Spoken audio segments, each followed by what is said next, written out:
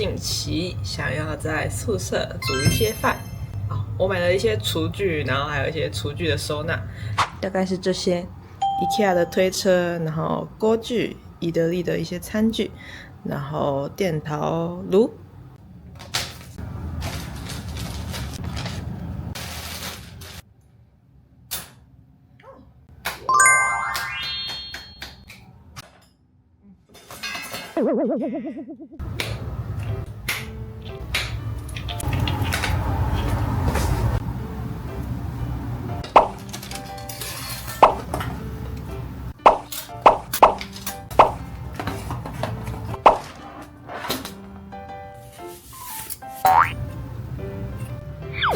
还有一些，还买了一些 IKEA 的盘子。天哪！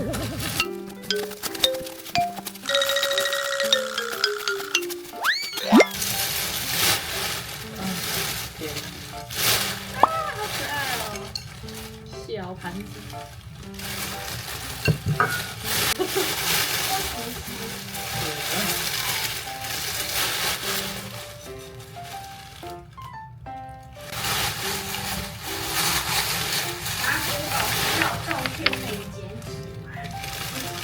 重训比较少吧。怎么？我今天穿我那件 XS 号的裤子，然后我就觉得也没有很紧，然后我就觉得到底为什么我看起来会这么胖？没有，你真的没有很胖，这只是体重上的错觉而已。是吗？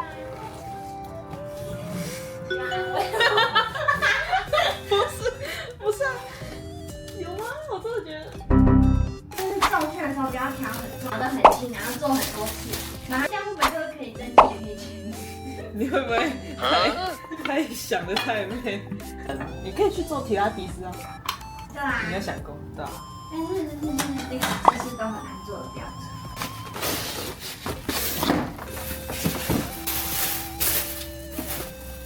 那就等我实验给你看。好啊，来实验1个月。1个月哦，1个月会不会太短？1个月感觉有点短。1个月对我来说很长。哦，真的吗？不行，我要在11月之前。你昨天如果告白的话，你圣诞节那天可以庆祝100天呢，刚好是100天纪念日哦。大致上就长这样啊。第一层就是放一些厨具，然后刀叉等等的，才有餐具。第二层就是锅具，还有一些盘子跟碗。那最下面这一层就是调味料的地方，跟如果我要真的用到电陶炉的时候，我就会把它移到最下面那一层，然后这一整侧就这样子可以拖去简易厨房做一点简单的料理。说真的，我隔了2个礼拜才终于踏出宿舍来买食材。组装完那一刻，本来的购物冲动好像瞬间都被解决了，然后就懒得动了。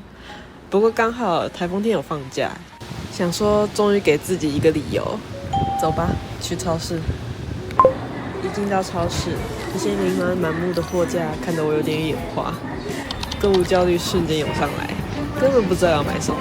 只能随手拿了几样觉得还可以的食材，这样就结束了我的第一次食材挑战。有种莫名的成就感。也许吧。回到宿舍开始备料的时候，才真正感受到什么叫做烹饪小白。我切一下，节瓜都要自己滚走了，像是在嫌弃我这个新手不够资格煮它一样。至于鸡胸肉，是要横切还是纵切啊？然后还有这个电灯、感应灯，时不时就会给我关一下，真的是每一步都让我怀疑人生，不知道自己到底在做什么。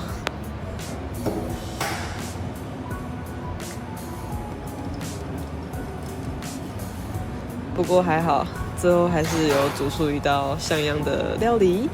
虽然卖相可能比不上外面的餐厅，但至少我做到了。还有室友很暖心的打气加油。耶，太棒了！让我这次的初体验变得比较温馨一点。对我来说，这道料理可能不只是简单的一餐，更像是我新生活迈出的第一步，为自己踏出一个全新的开始。